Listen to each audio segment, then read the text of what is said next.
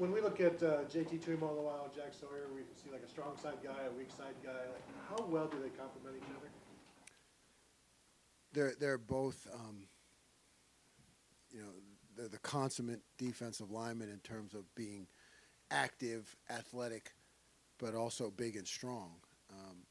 I don't know if you need to look at them as necessarily complementing each other because I really think both of them can do anything. You know what I mean? I think they're very similar, and you should expect to see them in a lot of different places and sometimes doing similar jobs. Front row right, Austin Ward, Rivals 97.1. Jim, you talked a couple weeks ago about the cornerback numbers and the depth and the injuries. How do you feel differently now than you did a couple weeks ago about what you've got to work with there? I do because today we were out there and we almost had our full complement. So it's good to see those guys there and the ones who played when they were out. Gained a lot of experience against excellent competition. But I think we have our top guys back now, and it does give you a lot of confidence when they're out there because they can change the game in terms of coverage. Probably didn't expect to see maybe so much of J.K. or Jair in camp. That seems like it could be a benefit in the long run for you. Yeah, I think anytime these things happen in football, you got to be next man up, and it all pays off down the road because of the experience that they get. That they may not have gotten those reps, and we'll need them throughout the course of the season. Front row middle, Bill Rabinowitz, Columbus Dispatch. How much of your defense has been installed, and how comfortable are you with the rate of progress there? We're up to about 75%, and I'm very comfortable with where we're at because we're gonna have to pare it down now. We're gonna have to get specific to our opponent as we go. So I think we've come a long way in terms of installation, like I said in the spring and again in fall camp, farther than I would have expected, and the players are very open to learning and they want to be great. So that part of it has been exciting, and we've been able to get a lot in, but we're going to have to start to pare it back and get specific to our opponent. You've never wanted to get to 100. You always wanted to get to. Yeah, I mean, I never expected to get to 100. We'll keep some things in reserve, and pull them out as needed as we go through the season.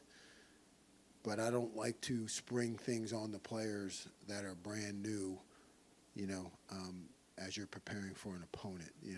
My philosophy is get as much in as you can and then use that, have enough so that you have answers.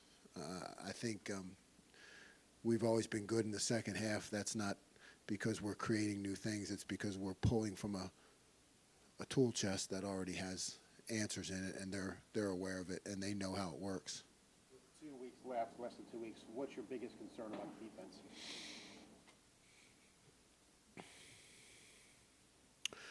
I don't have that many concerns. Now that the corners are coming back, I feel confident in what we have.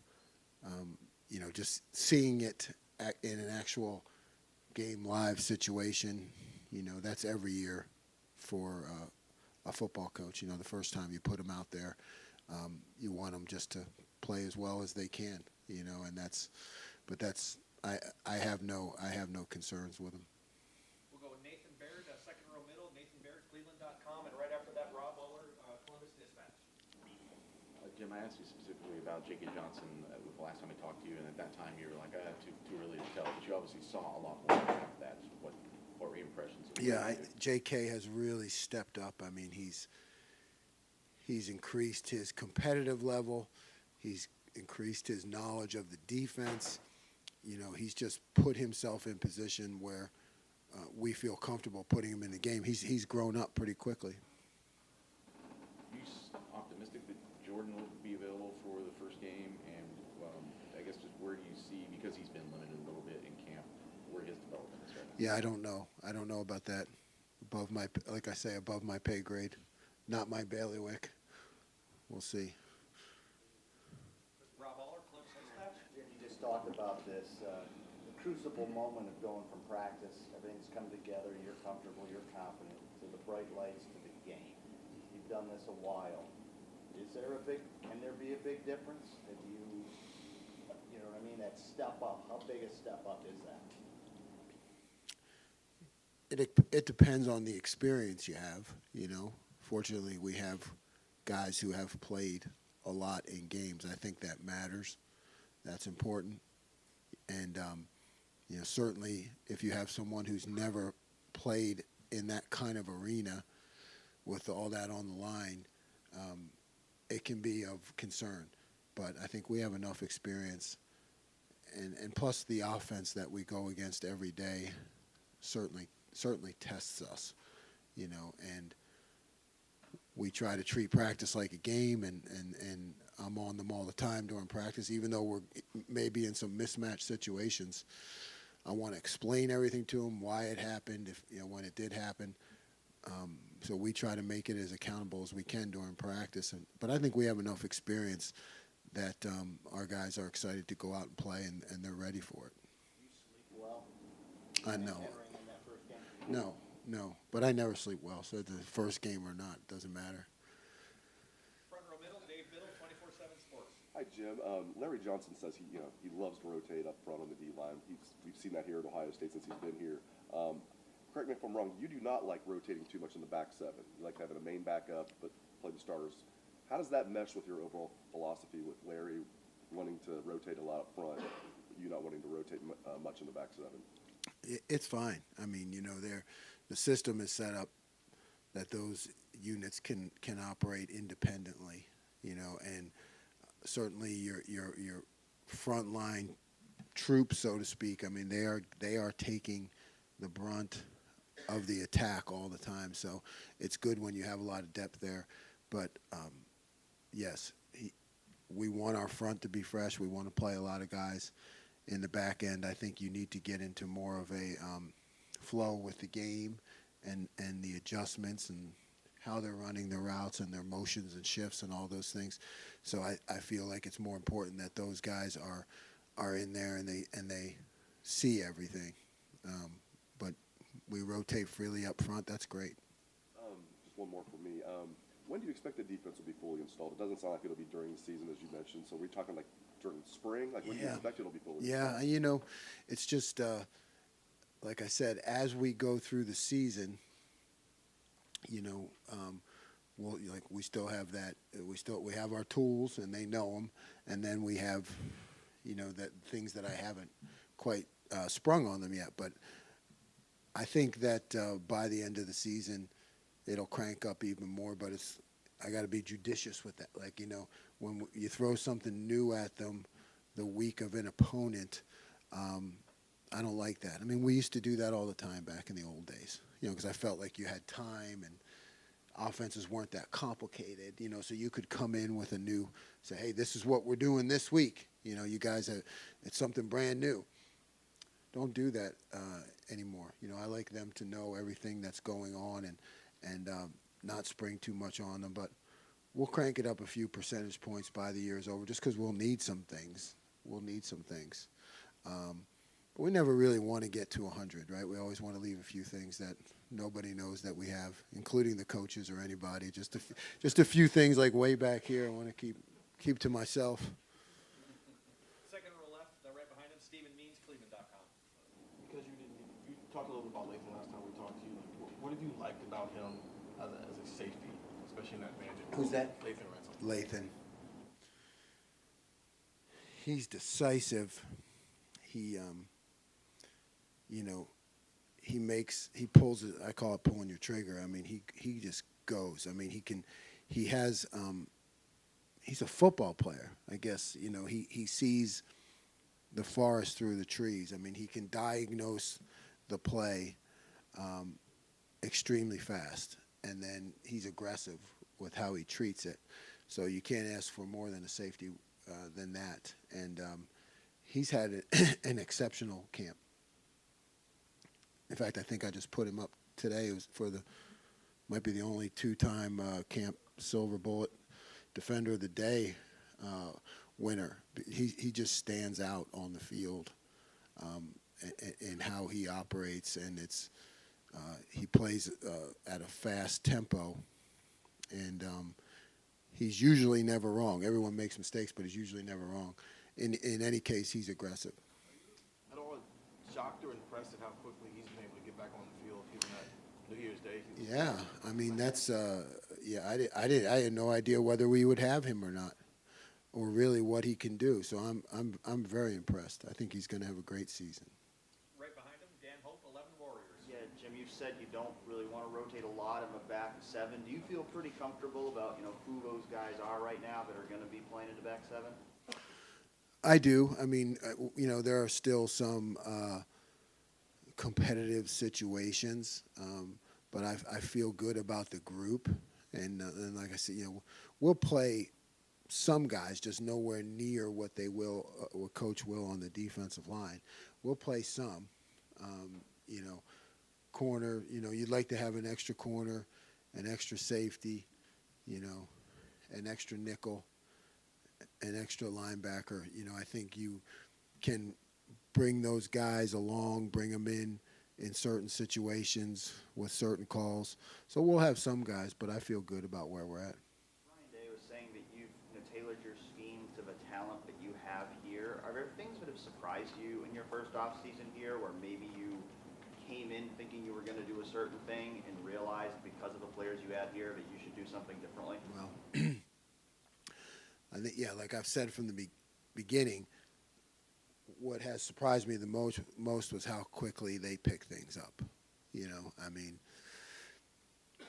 I think that's a change. They want to be great. They want to, I know that some of them went through some tough times last year. They want to avenge that. They want to step up. They want to learn. I think that they all have visions of getting to the next level, and they want to learn. They want to pick your brain, and I think they've soaked it up. So that's been surprising to me how quickly they got that. Deep left, Brendan Gulick, Buckeyes Now on Sports Illustrated. Coach, this is such a broad question, but can you give us a sense about the pride that this group takes in trying to be a silver bullet defense? Because the last couple of years haven't lived up to that, to that moniker. Yes, we talk about it all the time. It's the first thing that comes up when we have our unit meetings, and we talk about that legacy. So it's mentioned every day. We don't talk about the past at all. I wasn't here. I wasn't a part of it. You don't know until, if you're not in that submarine, you don't really know. We don't talk about it at all. But we do talk to creating something special with the defense, reviving that silver bullet culture, having a defense that the fans can be proud of, and their parents and the rest of the team can look at as a strength. And we, really there's no reason not to.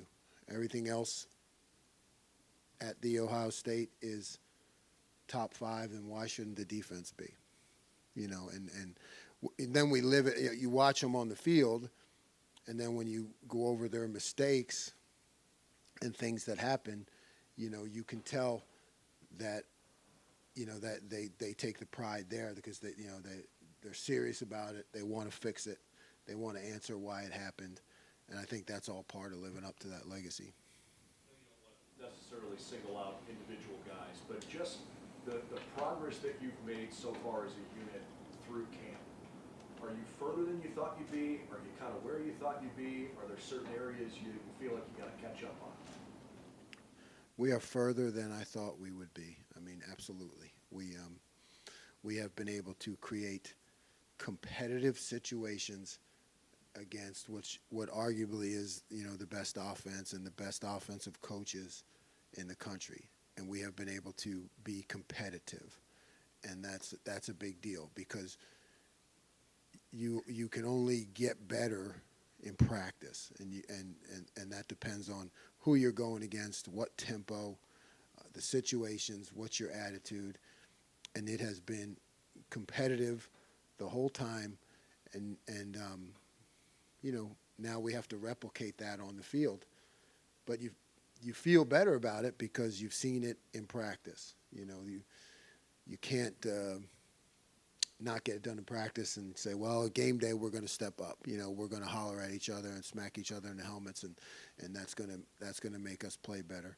No, you have to do it on the grass. So I feel great about our competitiveness against what is a great offense on a daily basis. Front row right, Joey Kaufman, Columbus Dispatch. Jim, as far as Tommy Eichenberg, you mentioned the other week that you said you're somebody who rarely makes mistakes, and I guess he seems to have a pretty good understanding of your defense. And for somebody who plays in the middle with a lot of responsibilities, how, I guess, does his timeline and picking up things compare to guys who have had in the middle there? Yeah, he's ahead of anyone I've had in terms of the pace that he's picked it up, which is great because we need it. He's our guy there in the middle. His learning capacity, his ability to correct mistakes when he does make them, which is not often, be accountable, figure them out, and, not say much. Just take notes in his notebook, and he's a quiet guy and just get better. But his pace of learning is fantastic, and we're confident with him as our leader. What other traits do you like about him in the middle? He's able to process, quickly. He's able to, read his keys because they change at times, and he's able to read the offensive formation and play and diagnose, see what's coming before it happens, and that's a big deal for a linebacker. And you mentioned kind of the way he was kind of writing stuff down and picked up stuff. Is there a carryover effect with guys in the rest of the room and the team? What sort of effect did that have? Yeah, because they see him. He's a serious dude, man. He just takes the game serious. He takes his learning experience serious. He wants to know things. He's not jacking around, and guys follow that. They see how he operates, as a professional, and they pick up on it. Third row left, Bill Landis, Rivals. Jim, your two backers last year played like 90% of the snaps. I think your safeties were like 85% of the snaps. You envision that being similar here, or do you think you might have a little more depth to where maybe it's not as dramatic as it was in Oklahoma State? Yeah, it's a good question. I think we have a little more depth here. I think it's still going to be swing more to the top group, but we do have more depth here than I've had in the past, so there'll be more guys that play.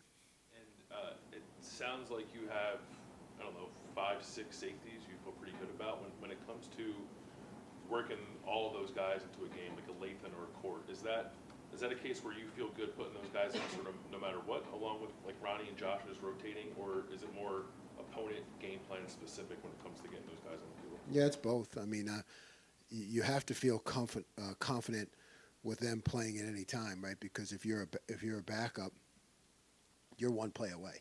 So you got to be confident with them playing at any time. But then you have the other part of control, which this is a tough game to control from a defensive standpoint, right? I mean, we're playing defense, and by that nature, you're not in control. You try to take back control. I think we do that well with some of our aggressiveness. The TFLs, the sacks, that's our way of taking back control. But we do have control over substitution, and how you can get a guy in a certain situation so that he'll succeed. Do you have a greater ability to utilize sub packages here than maybe you've had in the past?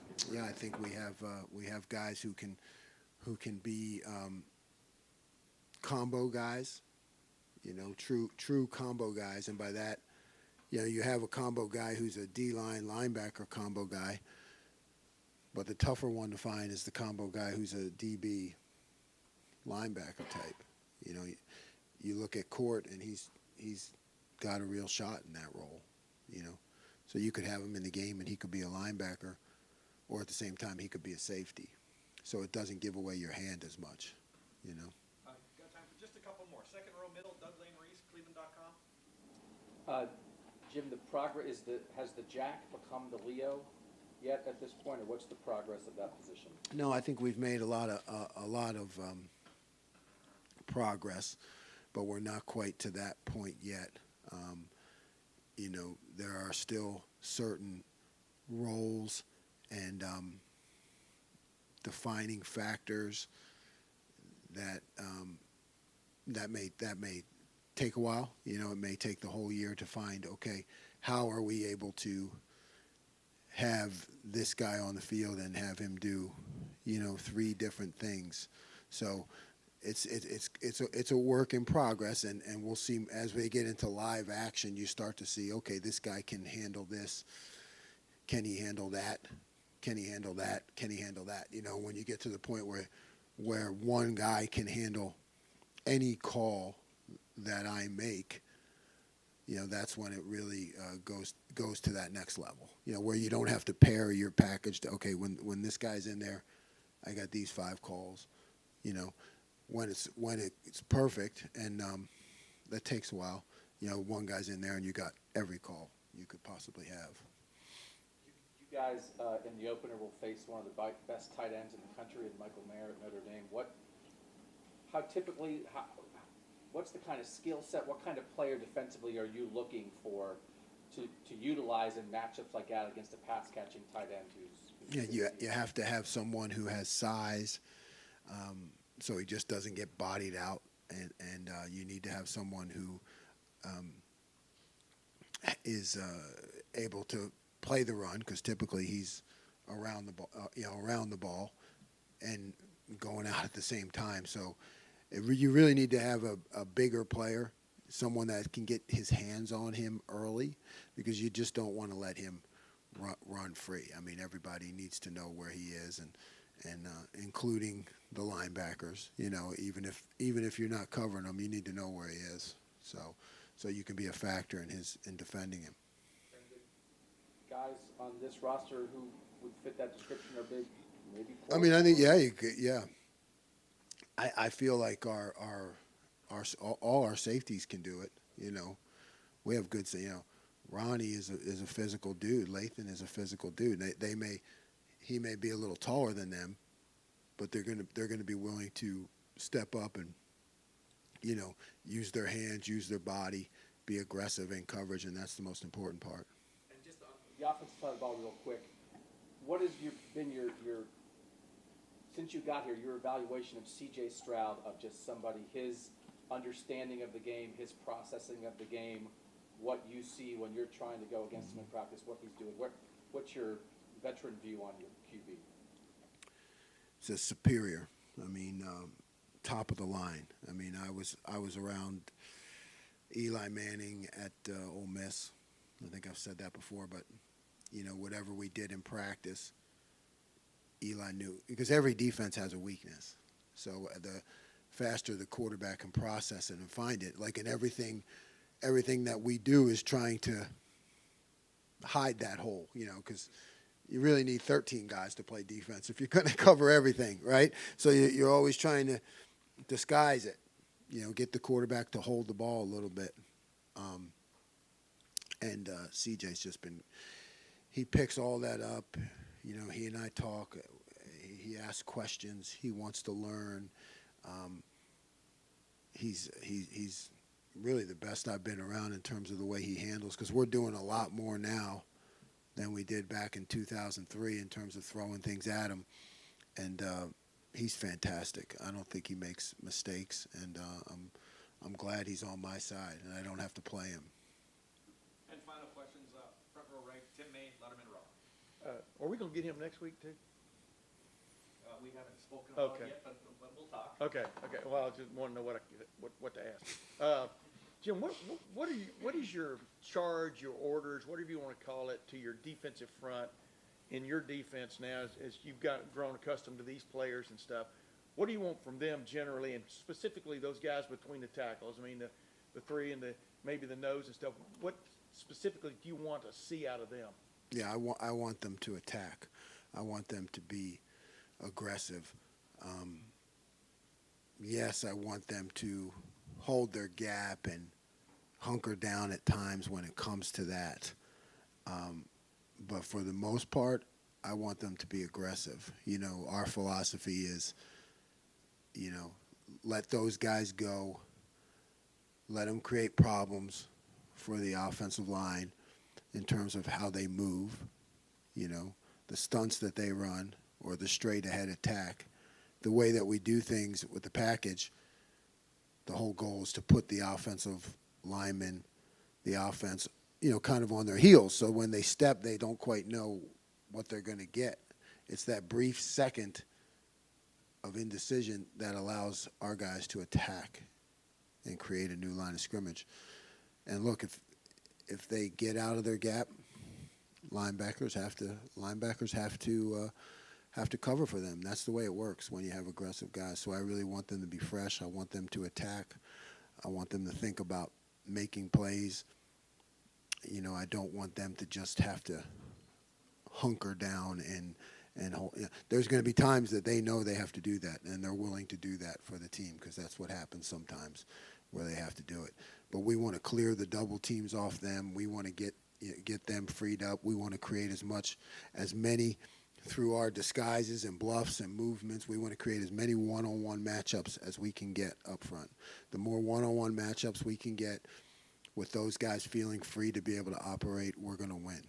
Toward that end, there have been a couple of guys that have jumped out at you over the last 2 weeks. I mean, that have surprised you, whatever you want to call it. I mean, a couple of young guys stepping up. I mean, yeah, I mean, you know, I feel we are so deep and so talented up front that you can really name any of them. And I'm not trying to be political there, but I mean, we really have a lot of depth, a lot of talent, a lot of guys that are willing to go hard and play hard. So you're going to see a lot of guys play, and you're going to see a lot of guys make plays. one last one. Is it an advantage to you that Notre Dame went against your defense even though you weren't there? Is it an advantage in preparation standpoint of seeing how they tried to adjust or whatever to the defense that you put in? Mm-hmm. Anyway, you know, in absentia, you weren't there, but has that given you a little bit of a preparation advantage? I don't know about advantage, but I know that it helps me to see how a team responds to the defense, you know, your defense, and, you know, or because when you play an opponent, you're usually trying to find people that they've played that look like you so you can have an idea. But, you know, we're able to gather some knowledge from that. So I don't know about advantage, but I know it's good for me to be able to see that for sure.